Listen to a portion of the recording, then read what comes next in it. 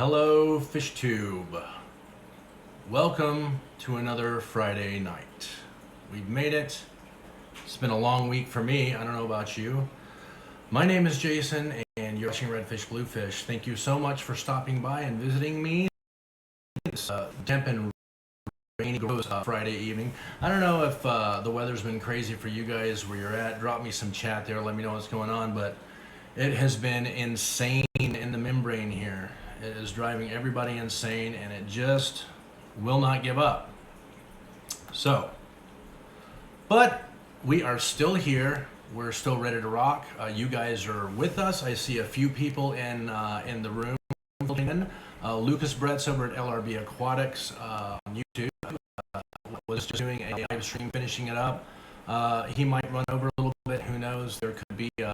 Hopefully, there'll be a lot of people filtering in. We have a really interesting live stream for you. You might notice from the video, there's kind of a border around my head there. It's kind of a, well, let me look at it myself. Kind of a gray-black thing going on. That's because we have a bit of a presentation for you. Hopefully there'll be a lot of people filtering in. So, let's see who we got in the room. I am flustered. You might notice from the video, week at work. There's kind of a border. Caleb, buddy, what's going on, Caleb? Thanks for stopping by. We got Reels Tanks in the house. We got Cichlids 23. Hey, buddy, that's because Caleb says mild in my area. That actually surprised me, man. You're way out east. It must be just getting a little temporary break. Let's see who we got in the room. I am flustered. Yeah, it's crazy out here. It just keeps raining. Well, it's not. You can't call it rain out here. It's just like drizzle. What's going on? Caleb, thanks for stopping by. It starts to give up, and then it starts again. You might get like an hour or two break, but it just keeps going. Oh, we got some echo going on. Could be causing echo.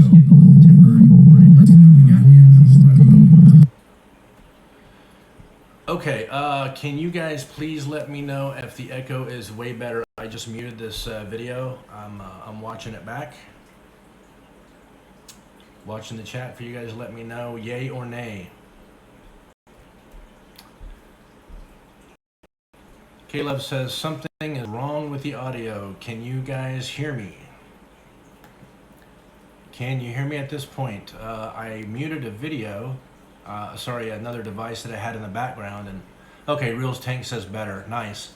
So no more echo? Good. Appreciate that, guys.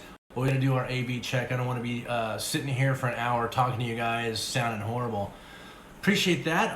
We have an interesting show this evening. You guys know that I'm a big plant guy. I'm a big aquascape guy, big aquarist, fish guy, shrimp guy, you name it. I love it all. But I recently gave you guys a little look into a kind of a mad scientist room that I put together for myself. It's basically a plant tissue culture lab is what it is. It's a clean room. There's a lot of equipment in there. We're going to head in there a little while later and kind of familiarize ourselves with concepts and equipment, certain terminology, things to look out for. But in order for any of that to make sense, we do have to do kind of like a little bit preliminary. I'm not going to go real deep, but we do need to talk about plant tissue culture concepts at a core level, you know, kind of at a 30,000 foot level. We don't want to go real deep and get crazy because I could probably sit up here and talk forever about plant micropropagation because I find the science fascinating and I find plants even more fascinating than the science. So double trouble.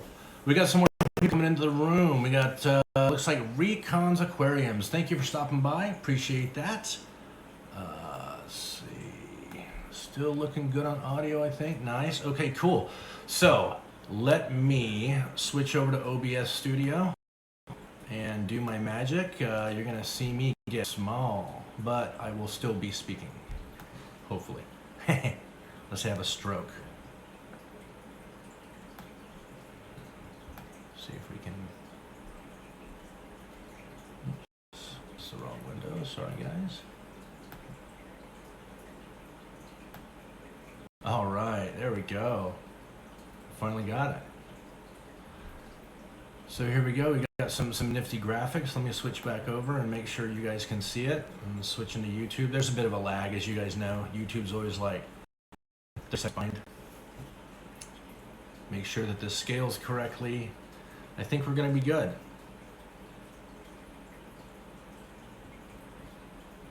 Just checking chat while this. Okay, cool. Yeah. All right, guys, you are good to go. This is Introduction to Plant Tissue Culture. This is core concepts.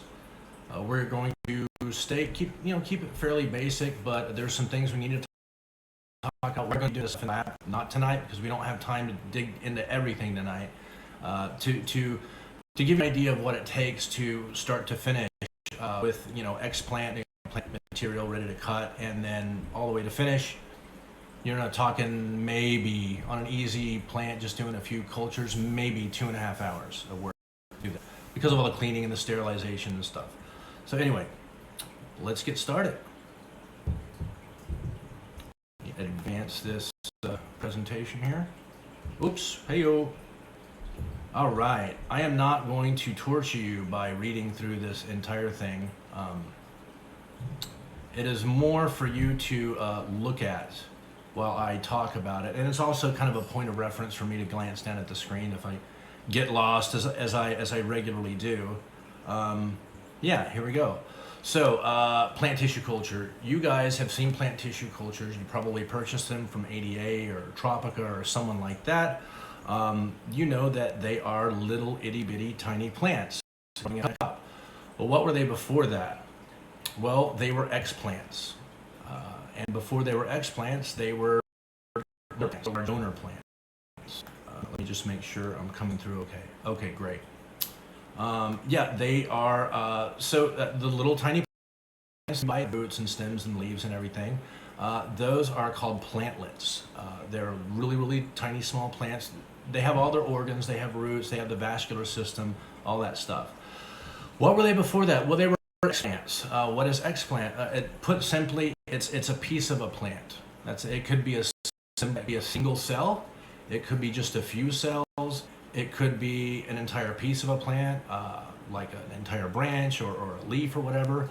Or it can be like an entire organ from a plant. Certain plants you tissue culture by harvesting root material from it. So you might hack off their entire root. That's explant. So think of explant as ex-wife, right? Used to be wife, no longer. Used to be plant, no longer. Why isn't it plant? Well, because it's not a complete plant. It's missing organs. It's explant.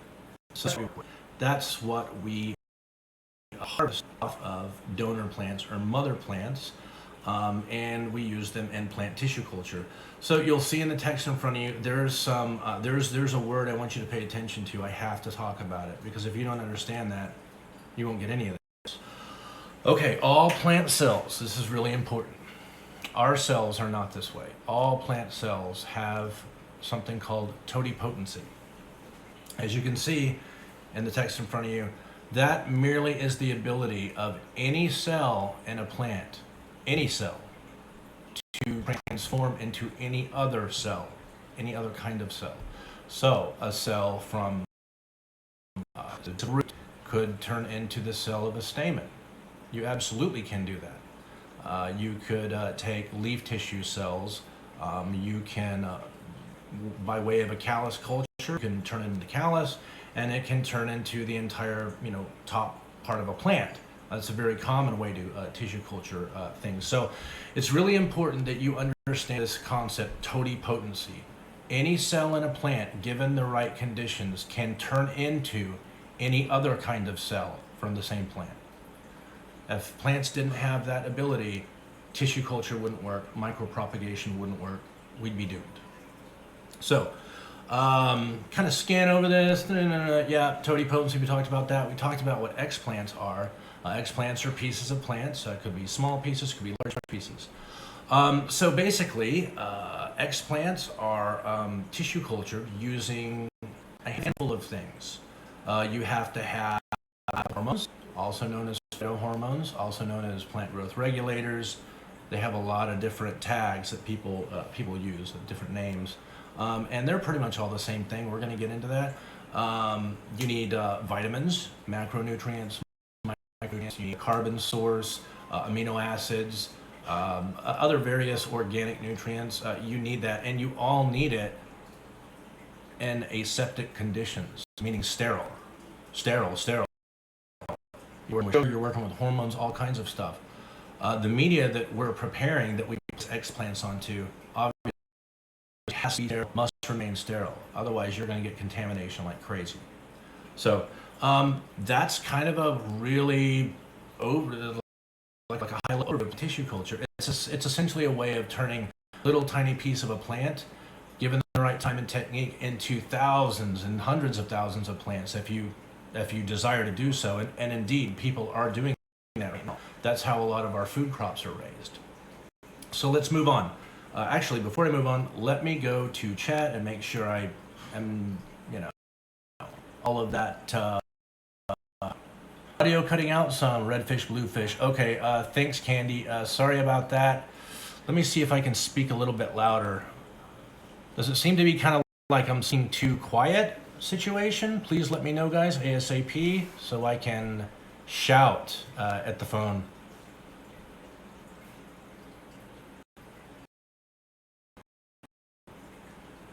Okay, well, how about audio now? Can you guys hear? Hopefully.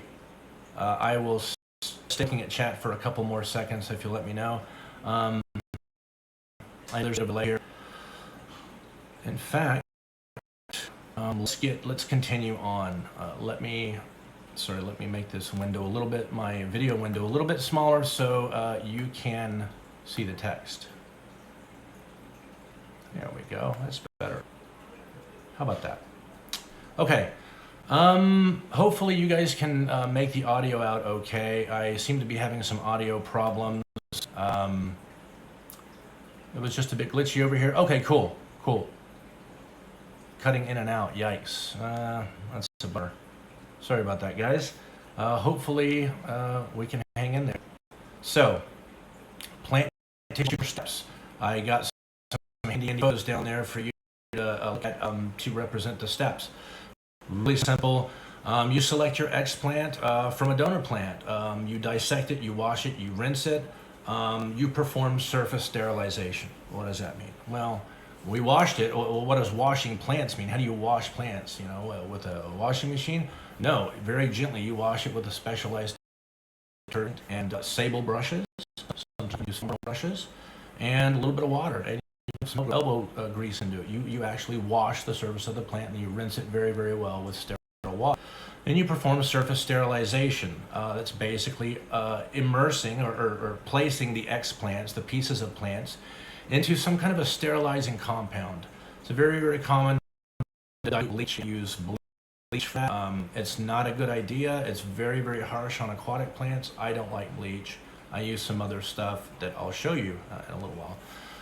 Next, under aseptic conditions. Now this is where it all changes. You just form sterilization, and you know that tissue culture, you got to have a sterile environment, right? Hey, I see more people coming in. Before Mad Guy, thanks so much for stopping in. Mr. Zen, so many new people. So yeah, you've already performed your surface sterilization. Now, from here on out, you got to be aseptic. You got to be sterile. You perform further trimming of the explant if that's necessary. Usually, I don't. Then you place the explant onto media for initiation into culture. That's where you start. That's stage one. And you last for 20, sometimes 30 days. It takes stage one to get going. That's the initiation stage. Then you move on to stage two. You've initiated your culture. You've got a lot of shoots coming out of your explant material. Seems to be doing well. You do the same thing again. You reculture it and reculture it and reculture it and multiply that out in sterile petri dishes. You start off with maybe 4 dishes or 8 or 10, however many you felt like doing. And you continue multiplying those in the same fashion, in a vegetative growth phase, if you will. And that's stage 2. Stage 3 is basically where you've multiplied all of your cultures. You still don't have plants, guys. They're not plants. They're not complete plants. They're not even plantlets yet. There are no roots. They're missing organs, so they can't survive yet. It's time to move them to stage 3, which is your rooting phase. Now, some plants, especially aquatic plants, do not have a stage 3. They don't have it. They don't need it. You don't really have to show them any special treatment. They will grow roots. As you well know, you can chop plants all over the place and put them all over your aquarium and just explode roots everywhere, right? So sometimes with some plants you don't have to do that, but I definitely do. So the rooting stage is stage 3, and that's where you move your not quite yet plants onto a new kind of media that has a different combination of hormones in it. Hormones that induce rooting as opposed to vegetative growth and shoot multiplication. I'm going to simplify it. After that, after about 30 days, you do now have plantlets. You have complete plants. They have grown roots. The plant growth regulators, the hormones have done their job, and they're ready to be moved into a greenhouse or sold like that if you're ADA or Tropica or a handful of other people. Basically, there is no stage 4 for some aquarium plants. Stage 4 is you buying them in a little tissue culture cup, just like this. Right? This is basically finished up with stage 3, and this is the stage 3 container. That's what happened in here. All these roots. You see crazy roots all over? This is literally the container that was used to move from stage 2 to stage 3. They just covered it with nifty cellophane and slapped a little EA label on it and charged you a lot for it. So that's kind of the tissue culture step process, again at a 30 or 40,000 foot altitude level, without going too in depth right now. Let me switch back over to chat, see what we got going on. Hopefully the audio has kind of stabilized and freaking out anymore. Oh, we got Peplin Creek Aquatics in here. Peplin Creek Aquatics, thank you for stopping by. We got Aquatic Ness in here. 44 Mad Guy Fish and more. Candy, as always. Punchy Paints, thank you, Punchy, for stopping by. Really appreciate you guys being here. Roxana, hey Roxana, kind of a new subscriber. Really appreciate you coming by. Hopefully you find this informative. So let me switch back over and we'll advance and keep moving forward. This sounds kind of gnarly right now. Trust me, I'm going to really simplify it. Next slide. You don't need to soak this in. This is a list of well-known Auxins. Just to kind of show you how many, this is far from all the Auxins that we have to work with. Auxins are used for, well, we'll get to that in the next slide. You can see that we have a lot to work with. We have a molecular weight, that's very important. We have U-moles for 1 milligram per liter. What dissolvent, that's what solvent means. Diluent, what you have to use to dilute it, should you need to dilute it. Is it powder? How do you store it? Sterilization methods. We're going to spend some time with that. That's super, super important. Working, we don't care about that that column. It's rarely correct. But just checking in chat. Okay, here we go. Sorry, guys. Okay, so I want to talk to you about sterilization. You see that column there? Second from the right, sterilization. We've got some symbols. We got CA, F, and F. You see the little legend at the bottom. CA is co-autoclavable with other media components. What does that even mean? That just means that substance you can get really hot, like really hot, 240, 250, 260 degrees for a good half hour, and it doesn't degrade, it doesn't break down, it doesn't mix with other hormones or substances. It is stable and it won't break down in heat. Actually just above boiling temperature. It can handle that for a good 30, 45 minutes. So it's co-autoclavable, no problem. F, we see F. If you see F, that's a bummer. That's filter sterilize. That means that substance absolutely cannot tolerate heat at all. If you slap it in an autoclave and media along with other hormones, some air, sugar, charcoal, whatever you're using, myo-inositol maybe, and you apply heat to it, it's toast. It's done. It's history. It cannot tolerate heat. So those have to be cold filter sterilized, as we say. To keep it simple, it's a liquid hormone that you load up into a syringe and you hook up to this little device with a filter in it and you force it through that filter. The filter is so fine, it filters even bacterium and bacterial spores out. It's simple. But those filters are expensive and it's a real bummer to work with it that way. So we always want to be able to autoclave what we work with because it simplifies things. Now, CAF. Co-autoclavable with other media components, however, some loss of activity may occur. That's where we usually work, CAF. It's co-autoclavable, but there may be some loss of activity in the strength of the hormone, or the auxin, the cytokinin, whatever you're working with. So you just account for that and you add a little bit more. It's that simple. If you can get away with it, going ahead and cold filter it out, that's better to do. And then let's kind of jump forward. I don't want to spend too much time on this. There's a lot of them. And our well-known cytokinins. Again, a lot of them. A lot of weird ones. Actually, let me go back and show you guys something. Do you see down the well-known list of auxins? I think it's 1, 2, 3, third from the bottom, picloram. Little history about that. That is actually a component of Agent Orange. Yeah, we don't use that. We don't like that. In fact, that stuff's banned in Europe. So there are some really great hormones, some phytohormones, some auxins, some cytokinins. There are a couple really bad ones that we stay away from. Here's our list of cytokinins. As you can see, there's even more cytokinins. And some of these are definitely artificial, man-made. They don't occur in nature.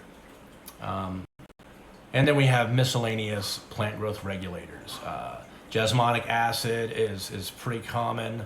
Gibberellic acid is even more common. We use that a lot. And you can see gibberellic acid is co-autoclavable with some loss of strength, but I autoclave it all the time. It's fine. And here we go. So I'm going to leave the text on here and I'm going to go back to chat and make sure that everybody is able to kind of follow along with what I'm talking about so far. I really hope so. I don't see people asking questions already in chat, which is a good sign. I'm trying to keep it, pretty high level at this point. We got some more people coming in. We got Father Fish. Welcome, Father Fish. Thank you so much for coming by. It's a real pleasure to have you. We got Kaler's Aquatics in the house. Kaler's Aquatics in the house. Roxanna's in the house. Nice. More and more people filtering in. Nice. I really appreciate that, guys. So I will keep jumping back and forth between text and chat. We do need to talk, though, about auxins versus cytokinins. Okay, this is very important stuff. You don't have to know all the auxins. You don't have to know all the cytokinins. You just need to know what they are and why they're different, because they are very different. If you don't understand the difference between them, you're going to have a really hard time with micropropagation. So, first, you see some bold print, and then in red text, a core concept. Anything bold on this page, pay very, very close attention to. It's important. Okay. Auxins are growth hormones. They're phytohormones. They're naturally produced by plants, as it says, normally in the shoot tips and the root tips. Generally speaking, auxins increase cellular division. They do a lot of different things. However, and this is the bold part, I'm going to read this and please pay attention. The most desirable trait in auxins in plant tissue culture is their ability to initiate root formation. Auxins are routinely used in plant tissue culture to initiate root formation on both dissected stems and on callus. Auxins also have an elongating effect on developing shoots in plant tissue culture. That's super important. We use it for rooting, and they also elongate developing shoots. And that's what we use auxins for, primarily. It can be used for other things, but that's really where we use them in plant tissue culture and micropropagation. Let's move on to cytokinins. Okay, cytokinins are very specific. They're a special class of phytohormones. Little trivia, I threw some in there. The term, the name derives from the term cytokinesis, which is the process of cells dividing into many, many cells, because that's exactly what cytokinins do. They cause cellular division, but they do more. Let's jump down to the bold part. The most desirable trait of cytokinins is that they act as attenuators or blockers against the shoot elongating effects of auxins while promoting an increase in shoot development and bud proliferation. You might be going, hold on, something elongates something and something blocks something, and what these two things seem mutually exclusive. They're not actually. They're contradictory, but they don't cancel each other out. I try to sum up in the core concept, and the next slide is going to totally make sense to you guys. Auxins versus cytokinins. Core concept here. You got to pay attention to this. Auxins, typically used for rooting and shoot elongation, and cytokinins, typically used for shoot development and bud proliferation, directly contradict each other in plant tissue culture, yet act in concert to produce a complete plant from explants. Okay? They work together, although they do contradict each other. That's why we have different phases. Stage 1, stage 2, stage 3, stage 4. Yeah. See, we're playing with the ratios of auxin versus cytokinin to induce certain behavior in this tissue. So let me jump forward one more slide. Okay, here's the one that kind of brings it together. Hopefully this you guys out. This definitely, I saw something similar to this before, and I thought, yeah, I'm gonna have to put something like that together. I'm glad I did. So we've got this this chart in front of us, and you can see that there are 1, 2, 3, 4, 5 basic, sort of horizontal levels that go back and forth. On the left, we have auxins. On the right, we have cytokinins. Okay, you can see that the top of auxins is kind of a triangle. At the top is where it's the most powerful, and as it tapers down at the bottom, that's, it's getting weaker in effect. Cytokinins, exactly the opposite. Let me switch back over to chat, sorry. So as you go on this graph here, and you select, okay, what do I want to do?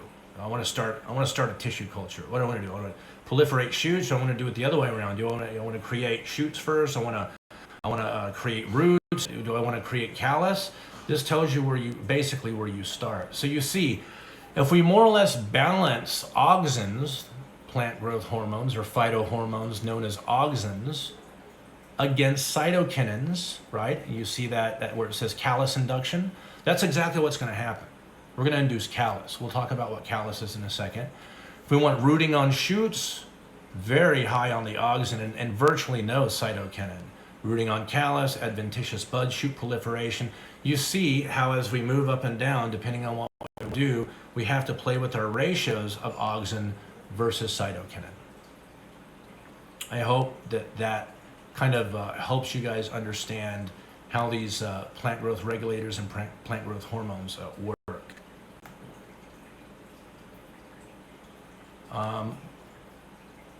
Okay, we're going to move on ahead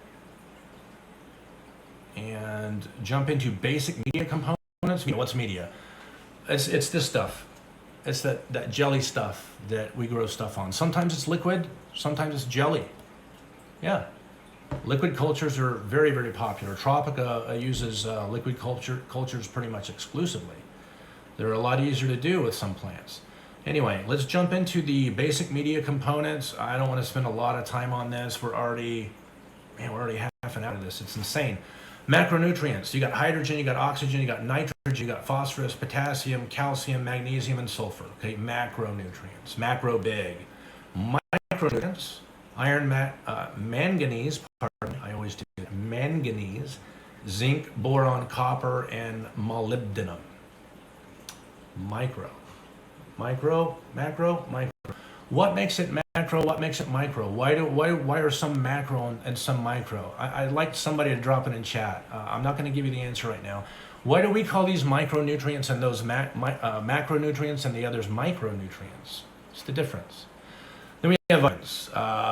You're probably familiar with some of that. Thiamine, you definitely are. Niacin, vitamin B6, and myo-inositol. Those are the same vitamins. We use those vitamins. They're totally viable for mammals, not just plants. We got our amino acids, casein hydrolysate, L-glutamine, L-asparagine, and adenine. Adenine's very, very common. I use it all the time. Carbon. You need a carbon source, right? Plants love carbon. Why do you think they're breathing CO2 all the time, man? They're getting carbon. Yeah? You need a carbon source. These plants, when you chop them up and you put them in these tissue cups, they don't have a vascular system anymore. They're not a plant anymore. So they can't breathe. They can't respire. So if they can't respire, how do they get carbon? Sugar. That's how they get carbon. We feed them sugar. Normally sucrose. Almost always sucrose. Rarely fructose. Almost never dextrose. I rarely see that. And charcoal is actually an excellent source of carbon, and it's used for other reasons. I'll explain that in a while. Phytohormones, you see my symbol, infinity, not going to go into that again. Various beneficial organics, double infinity. Tons of them. Can't cover them all.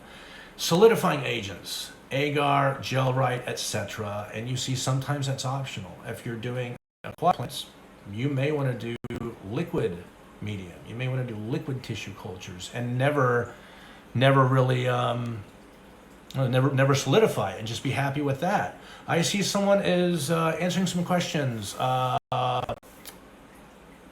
just had it a second ago. Who was it? Oh, the Zen Ginger said particle size and absorption. Close. It's actually close. Macronutrient versus micronutrient actually refers to the amount we use. So if you use over a certain amount, it's a macronutrient. They use tons of nitrogen, tons of oxygen, tons of potassium, all that.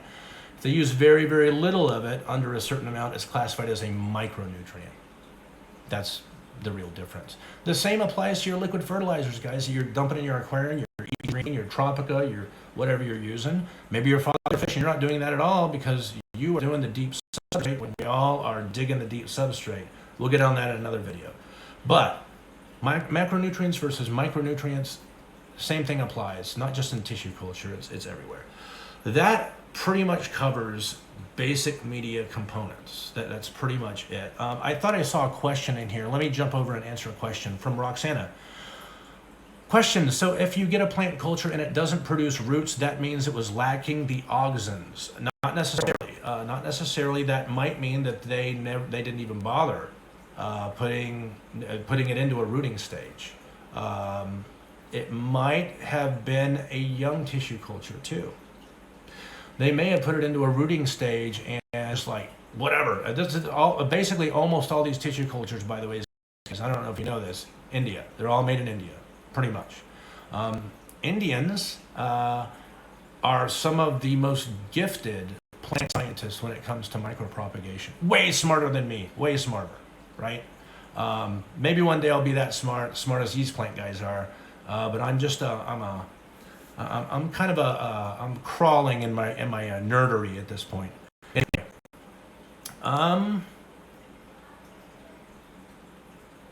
sorry, going over chat real quick. You guys chat amongst yourselves. Yeah, Roxana, yeah, got it. Oh, Roxana says, it is hairgrass. Will it get roots? Oh, you betcha. Oh, man. Hairgrass will root like crazy. It's got meristematic regions all over it. It'll grow roots. Don't you worry one bit.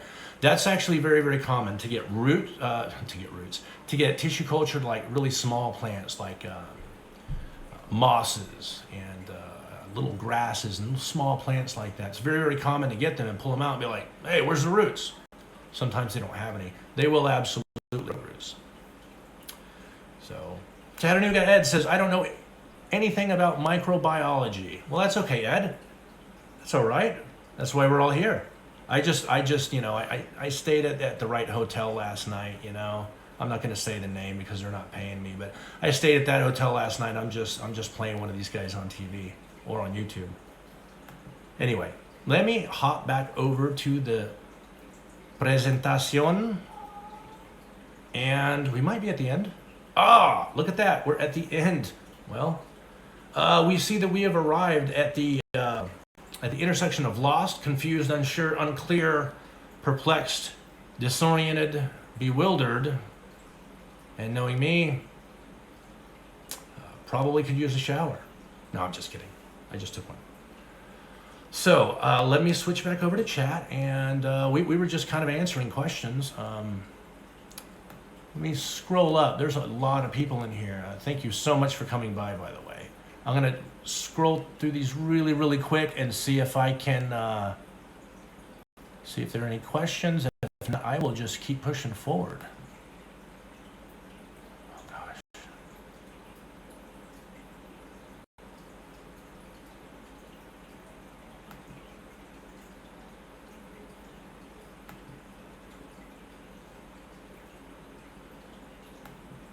Hopefully my audio is stabilized, guys. I'm really sorry about that. I've really been struggling with audio. It's something that I need to address.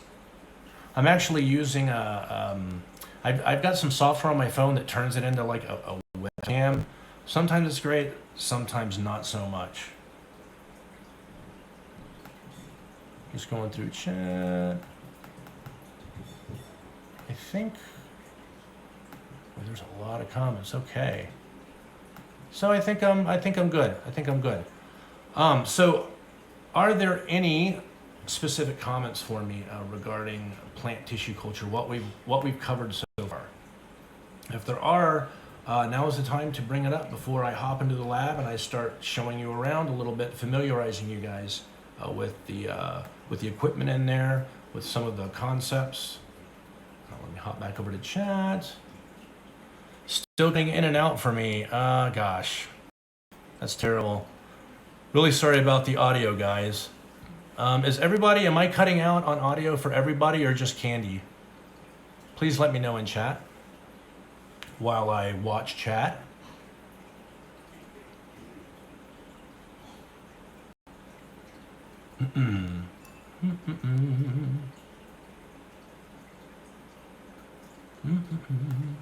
How's the audio, guys? Looking good? Hopefully. Waiting for chat to catch up with the video. That's always annoying. Fatherfish says ready for the lab. Okay, well, I suppose Aquatic has cut out some. Gosh, we're just gonna have to push ahead, guys. Hopefully it's not too bad. Bear with me. Now I won't be able to. I will not be able to see chat while I'm in the lab, so bear with me, guys. Let me pick the tripod up, start moving.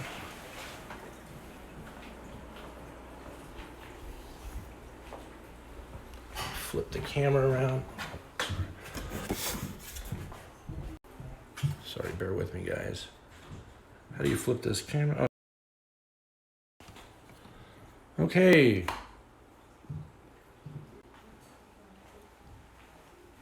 This is the lab.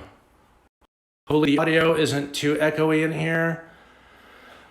This is essentially the clean room. Let me put this tripod legs down, guys. Bear with me.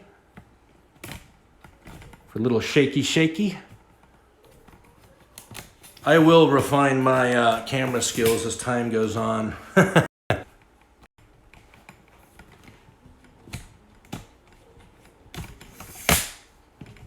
Okay,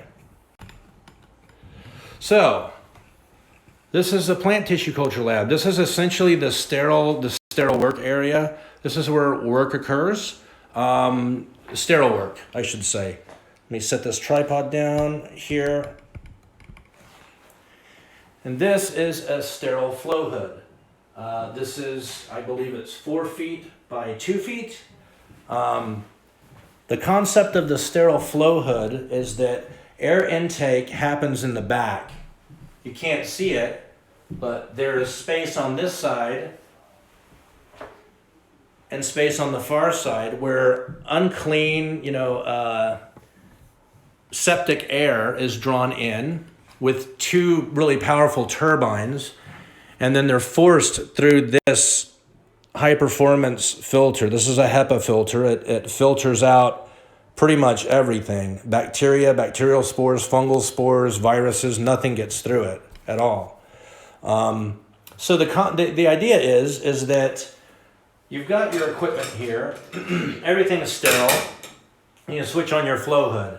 First thing that happens is there's tons of bacteria and viruses and stuff that get blown off of it, right? So you have to sterilize once you turn your flow hood on. But once you turn your flow hood on, you sterilize everything down with alcohol. You make sure everything's nice and clean. And with your flow hood on, running the whole time, once you start this process, you cannot turn that flow hood off, because once you do, unclean air rushes in, right? The flow hood's constantly putting out sterile air, constantly. It never stops until you turn it off. So unclean air never has a chance to close in on this area where you're working. So effectively, whatever's here stays sterile. Whatever's back here behind it is not sterile. So it's really important you understand how these things work. Yeah, I can turn it on and show you guys. It's a little bit loud.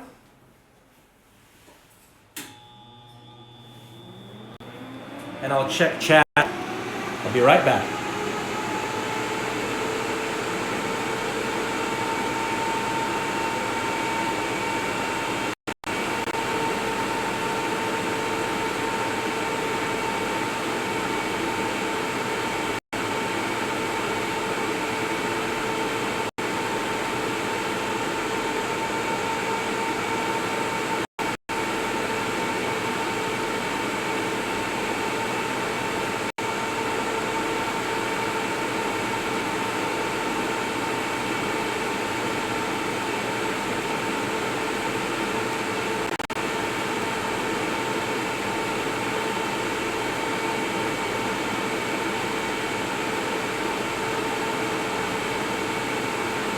Okay guys, I'm back. Appreciate that.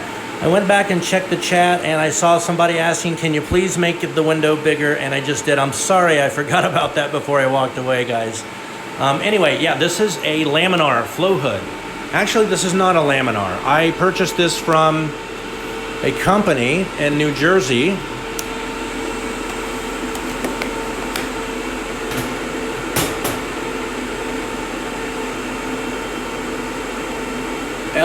Air Technologies. They're a fantastic company to work with. If you ever want to purchase a flow hood, they're fantastic. They were really great to work with. Let me collapse this again and sort of walk around.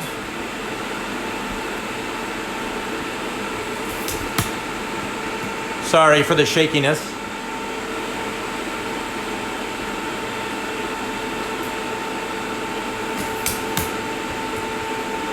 Almost there. One more leg. Okay, so that's a Laminar flow hood. Air is drawn in back here. In fact, this is a pre-filter that I'm pointing at here. Can't show it to you. This is not for drinking, by the way, guys. This is fuel for an alcohol lamp. That's not my secret alcohol stash. Wink. So yeah, this is a Laminar flow hood. I can feel the air hitting me now. This is very, very important. This is how basically I ensure that from right about here, right, to about here, and out to about here, all the way across. That whole area, all the way up to here, right, all the way up to here, that whole imaginary rectangular area about to here. As long as that stays on, there will never be any bacteria, viruses, creepy crawlies in there, and we will not get contamination, at least from the air. At least from the air. Let me turn this off because it's loud and it's kind of cold.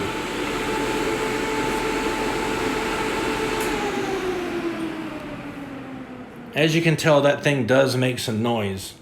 Okay, so when we're preparing media, right, that's the stuff that we're going to tissue culture plants on. Often, we use these containers. These are a special tissue culture autoclavable container. You can pressure cook them, you can boil water in them, you can do all kinds of stuff with them. They don't melt, They're very, very durable. And as you can tell, very, very rigid. So anyway, when we're getting ready to start creating our media, remember we went over some things that they need. What were those things? Macronutrients, micronutrients, vitamins, right? What else? You guys remember? Carbon. We need carbon. Auxin, cytokinin, various organic mumbo jumbo, and fairy whispers. Actually, not fairy whispers. So anyway, when we're getting the media, and agar and gel, right, whatever you want to do to solidify it. So when we're doing that, this is what we do that on. This is called a magnetic stirring hot plate. Okay? Basically, it can stir. It's got a magnetic stir built into it. It uses magnetism. And this is the heating element. See? Heat, stirring. I'll show you how these things work. You absolutely have to have them if you're doing plant tissue culture. Oops, sorry. Now, how does this thing stir water? Well, let's turn it on. Oh, look, nothing's happening. Why? Well, it's a magnetic stir. Remember I said that? And you need, these are called magnetic stir rods. Let me get one of them out. Pardon my shaky camera skills. I'll get one of the medium ones. A medium one, why not? All right. Looks just like a little pill, and it's got iron in it, basically. You just drop it. All right. You see it snugged up right to the middle? Right to the middle? It's because there's a magnet there. It's stuck right to it. So we just stir it up.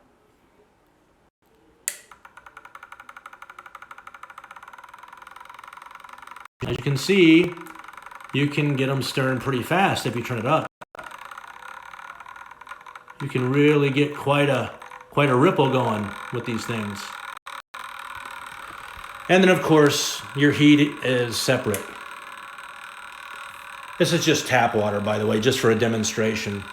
So this is what holds your thermometer.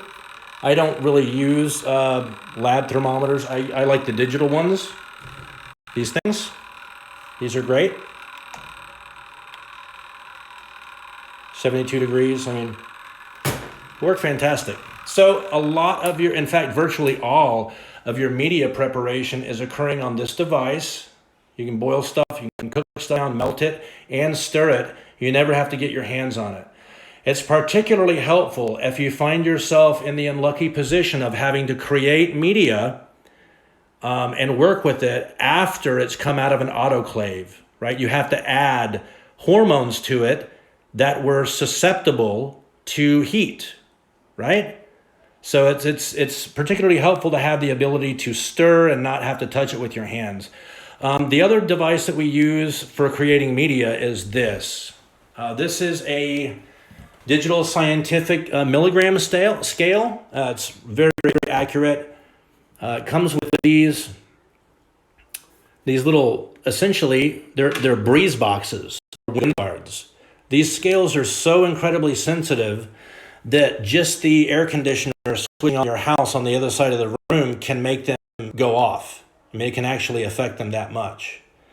So these two pieces of equipment we use exclusively to create media, right? The stuff that we're growing tissue cultured plants on. The magnetic stirring hot plate and our milligram scale. We've already covered this hood. This is what basically provides us with a clean area here. No contamination. Okay, obviously tons of glassware come with this sort of setup, but a huge part of this lab you can't even see right now. It's here. These are autoclaves. This is actually what we this is what we sterilize in. This is what we use to sterilize everything from scalpels to forceps to dishes, jars, whatever. And this is also what we cook our media in, our plant tissue culture media.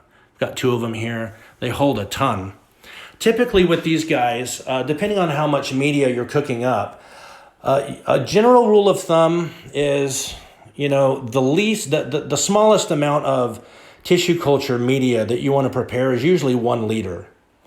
With that said, 1 liter, you usually want to autoclave it for 30 minutes at 15 psi. That's the general rule of thumb. If you under autoclave, well, obviously you risk getting contamination. Okay?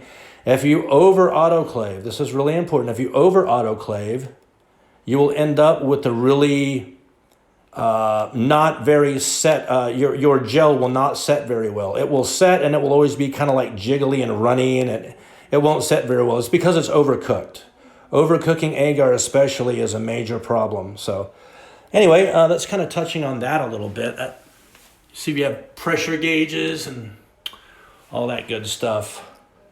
So a major challenge, I want to touch on this. Let me set this down so I can show you what I'm talking about.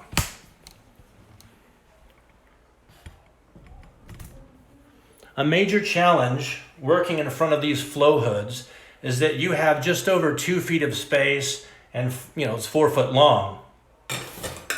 However, when you are finished cooking your media or sterilizing your tools or whatever it is, you have that much room once you open this up.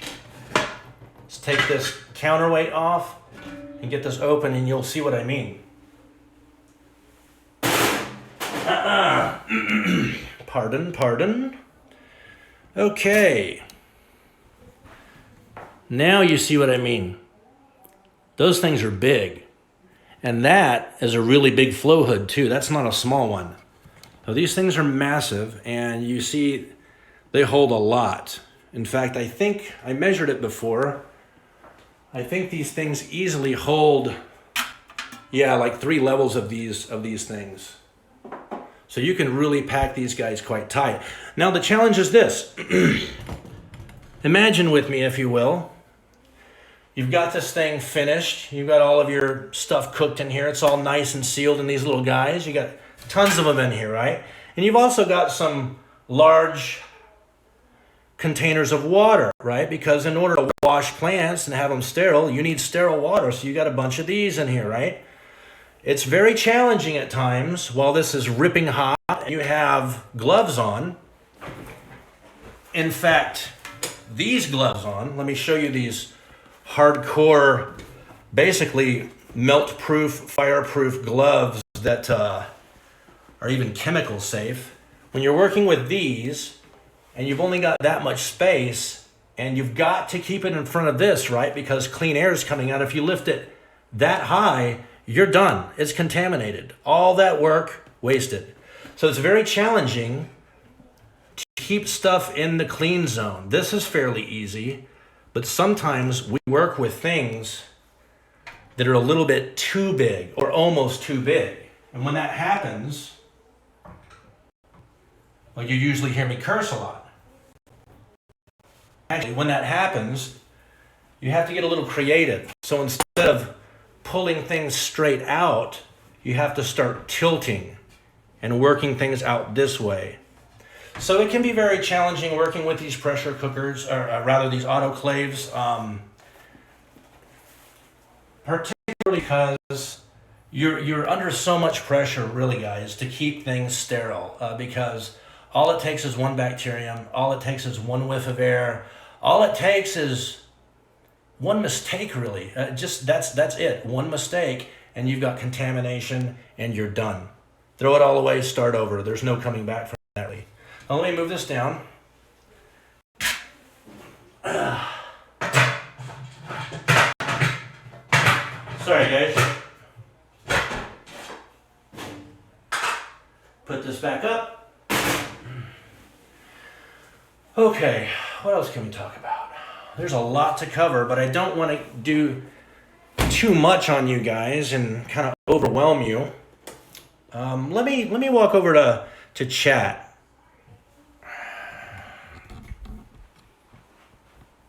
actually.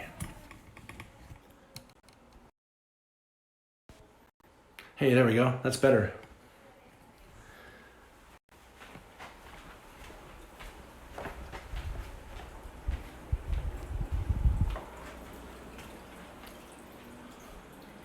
Okay, here we are. Wow, 8:25. That's almost been an hour. Does not feel like I've been speaking for almost an hour, guys. I really hope it has not been too boring and that audio hasn't been too dreadful. I'm really sorry that audio has been a problem. I hope you guys can forgive me. I just really struggle with audio for some reason. No matter kind of what solution I choose, I just can't get that right. So I'm gonna have to keep doing some research. Let me go back to chat and see if anyone had any comments, rude comments. Not you guys, you guys are great. Okay, this is where I was. Oh, Father Fish, poor pee-pee pants. All right, nice, I like it. Oh, this is where I was. Yeah, Father Fish needs a timeout. No, I'm just kidding. He doesn't need a timeout. Okay, going through chat. Good job, Candy. Roxana says, I can see again. I was breaking out the magnifying glasses. Oh, I do have to show you guys one more thing in the lab. I kind of skipped over.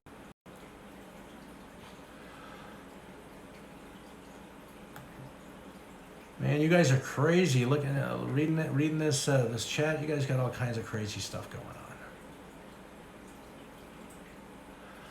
Chattanooga Ed says, I wish Chewy was here. He is super smart. Well, let's get him in here, man. Tell him, dude, you're missing out. Get in. Luckily, this is live right now, but it'll be available, and we're almost already at our hour. Before we run, I'm gonna run just a little bit over my hour, guys. We haven't even really scratched the surface of like slightly advanced tissue culture. There's so much to cover. A lot of it's going to come together when I start working with it. The main thing that was so important that I wanted to share with you guys is the role of auxins and cytokinins in plant tissue culture. You use them both. They each have their own role. They contradict each other, but they don't cancel each other. They're used in different ratios to go from rooting to, all kinds of different things. So we have a couple minutes left. Let's go back in the lab. I wanted to show you, plant tissue culture nerdery stuff. Oh, here it is. I made a boo-boo. I want to show you guys. I did a boo-boo. I actually had to spend some money last minute. Okay, here's the plan. I'll be honest with you guys. My plan was that... There we go. My plan is that we were going to be doing some tissue cultures tonight. We were actually going to be jumping right in. I was going to do like 30 minutes overview, like really fly through it, and then jump in here and start making some tissue culture plants. So I was going to do some Ludwigia repens mini super red and maybe a couple others. But here's the but. I went looking for my M&S basil medium with vitamins. Remember I was talking about microelements? Macronutrient. Let me try again. Macronutrients and micronutrients. There we go. I get it out. This is it. This is what it is. This is Morishage and Skoog basil medium with vitamins. This stuff is like, it's the macro and micronutrients you need. You don't need to do anything else for most plants. Carnations have certain requirements. Roses have other requirements. But the main thing is, I left this out of my fridge for like a month. And it is toast. It's gone. This stuff has to be refrigerated. It contains amino acids. Amino acids are actually organic. Meaning they're not cold chemicals. They will die, they will degrade, and they have to be kept cold. And I messed up, so I had to rush out and spend money on getting some replacements, and it actually gave me an opportunity to stock up on more phytohormones because I was low. Let me show you guys what we got without bashing my phone into my face. My stupid, stupid face. Okay. Switch this around. All right, here we go. This is how this stuff, this is how we rock. This is how I'm rocking. As you can tell, this stuff, you must keep this stuff cold, cold, cold. Show you some of the hormones we typically work with. This is didiazeron solution, TDZ. This is one of the only man-made phytohormones that I will work with. I don't like artificial phytohormones because there are always downsides to them. This is an exception though. This is a weird one. I will tell you a little history about this. Hey, you guys have seen my channel, my new banner I put up there, right? Right? Bringing art, nature, and science together, right? Where art, nature, and science meet. This is all science, this one. Little science, little history for you. TDZ, didiazeron. This is actually not just a cytokinin, not just a phytohormone. This is a hardcore herbicide. This was actually developed as an herbicide to kill dandelions and other plants known as dicots. Dicots are plants like dandelions and dandelions' buddies. They're homies they always chill out with. They're very annoying plants. They're hard to get rid of. They put out deep roots, suckers, and all kinds of things. All it takes is a little tiny fragment, one tiny fragment of a root to remain behind after you pulled it out. You're done. You still have problems. So this was actually produced to kill dicots. What it does is it actually causes the meristem regions, the meristematic regions of the plant. The meristems are, have you ever seen a plant, grows up like a stem plant in your aquarium? Chop, you give it the chop. Well, what? And when now it's chopped off, what happens? Right? You get a branch that way and a branch that way. Where those two branches are coming off those plant, those are called meristems. And meristems are very, very special cells. They're parenchymal cells. They can kind of spring into action anytime you need them to. This TDZ was designed to kill dicots in that it basically causes the plant's meristematic regions to explode. That's right. It causes their meristem cells to essentially reproduce so quickly that the plant just explodes and dies. It causes the organism to expire. So this used in very, very, very small amounts, TDZ is very, very useful. This is NAA. This is the McDonald's of plant growth hormones. Naphthalene acetic acid. We'll go back and look at this stuff on my chart. Let me go back. This is actually another really, really common one. It's very important. Indole 3-acetic acid. You notice this one is in a like light-proof envelope, right? Like light can't get in it. Why? What do you think that is? Well, I'll tell you why. It says right there, light sensitive, protect from light. That's why it's sealed in here. Now, with that said, little trivia for you guys. I'm going to set this down. Last one I got is benzoylaminopurine 6. Good old 6-BAP. Grows everything that you need it to. And of course, some Murashage and Skoog. These are our micronutrients. This is the new stuff to replace the stuff I've ruined. Now, trivia for you guys. If I have a phytohormone in here, right, that is killer at growing plants, at making all kinds of magical stuff happen, right? But it's so sensitive to light, right? It's photosensitive. Photosensitive in that leaving it out in full spectrum light for a full day, done.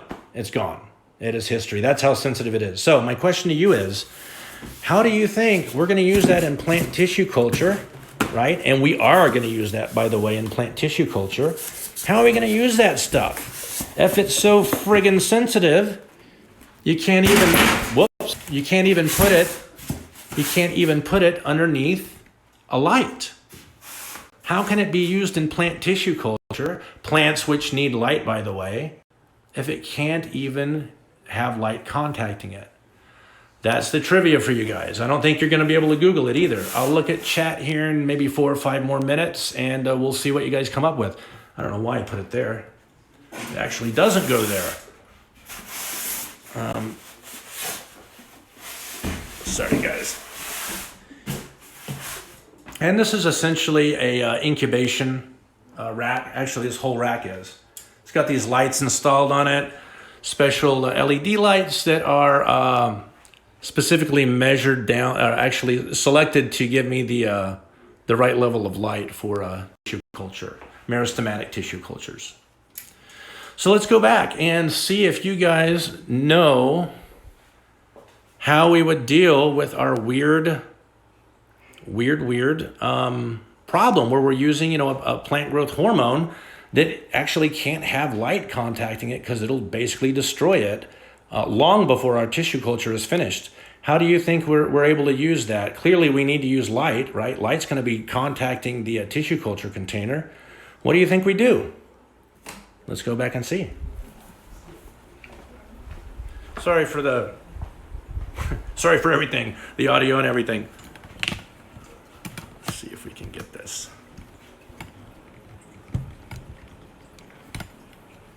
What the?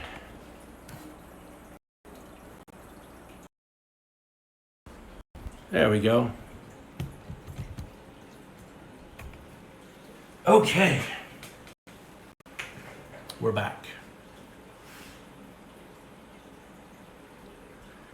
All right.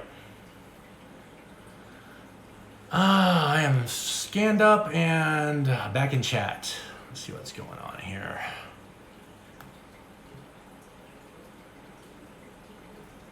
Okay, it looks like Roxana's jumping on it. Roxana, mix it with something else. Yes, Roxana's onto it. What do you think? What do you think we mix it with, Roxana?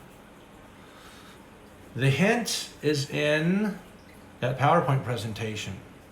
Remember, I was like, yeah, we use this, we use that, we use this, we use a carbon source. The answer, Roxana, you actually got it right. Roxana's on frequent fire. She said, put a blindfold on it. No, Roxana, don't be silly. Roxana got it with dye. Well, it's actually not dye, but we use charcoal. Charcoal is very beneficial. It is an additional carbon source. It is also very, very good. Have you guys ever bought a tissue culture cup before? And the plants look healthy and all, and you look at the gel and you're like, the gel looks like brown. Like it's really brown, and there's like some liquid in there. It looks kind of brownish yellow liquid, but the plants are fine. I guess they're fine. Yeah, and you're right, they're fine. Those are metabolants. Charcoal is useful for preventing plants from creating them. It's also useful in helping to absorb them. It's also super useful for mixing into your medium, and it turns it kind of really dark and black, and light doesn't penetrate very far at all into that medium. So Roxana with the big brain, she got it. What is going on in here? Fairy farts? What are you guys talking about? What has been going on while I've been working on science? Father Fish, have you not been keeping the young ones behaved? I'm just going to have to read through this a little bit here and see what's going on. Fairy farts and what's going on.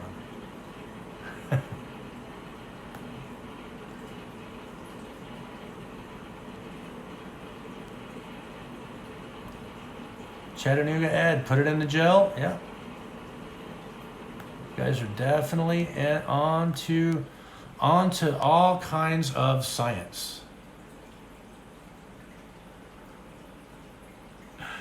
Father Fish is in trouble? Nah, he's okay. We'll let everybody can have fun here. That's what redfish bluefish is all about. I can't even pronounce my own channel's name tonight, man. It's a good thing we're not actually doing tissue cultures tonight. However, I do want to touch on something. Every Friday at 7:30 p.m. Pacific time, my time, 10:30 p.m. Eastern time for a lot of you guys, I go live. I will not be able to go live next Friday. I got roped in to work, and I'm on this massive project, this architectural project, and I'm going to be up to here in work next Friday. So a week from today, I will not be doing the live stream, sadly, but I'm going to try to put together a video that I will set to premiere at that time as an I'm sorry, as kind of a consolation prize. I'm really sorry, guys. I mean, we just kind of started this channel, these live streams, and I'm already calling in sick on you. But the good news is, while I am not going to be live streaming next Friday, the Friday after that, I am going to do a 3-hour live stream event where we are going to do all of this in the lab. We're going to start the live stream and we're going to get right on it. No chat, no messing around. We'll have the audio fixed by then. We'll probably be live streaming directly from the YouTube mobile app on my phone. That's how I streamed last time.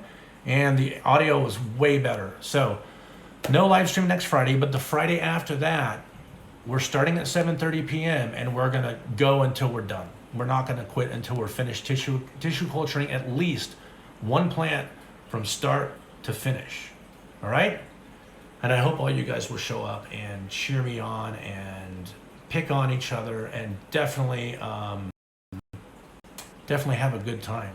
That's what this is all about, just having a good time. Roxana says in 2 weeks I will have forgotten it all. That's okay. That's okay. We're gonna continue this really as long as you understand a few core concepts we touched on. Explants are pieces of plant, right? We turn them into tissue cultures. Until tissue cultures reach stage 4 and they're rooted, technically they're not plants. They are missing some organs, right? We talked about auxins versus cytokinins. How that, they're always used in different ratios to get our explant to do certain things. One really cool thing that we will do one of these days is we'll do a callus tissue culture. Okay, you remember that little chart that I showed you guys? It had like 5 stages. The middle one said callus development. That's where your auxin and your cytokinin are pretty much balanced out. Now, when you have that sort of scenario,